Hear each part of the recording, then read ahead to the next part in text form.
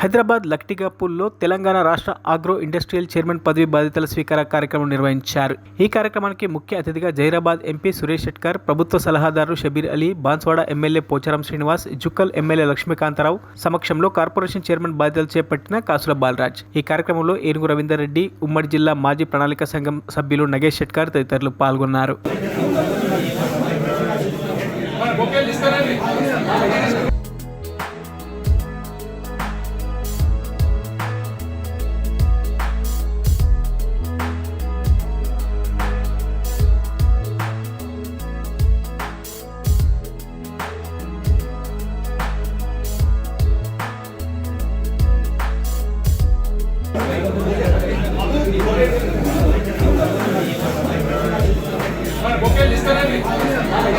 మరిన్ని అప్డేట్స్ కోసం మా ఛానల్ని సబ్స్క్రైబ్ చేయండి.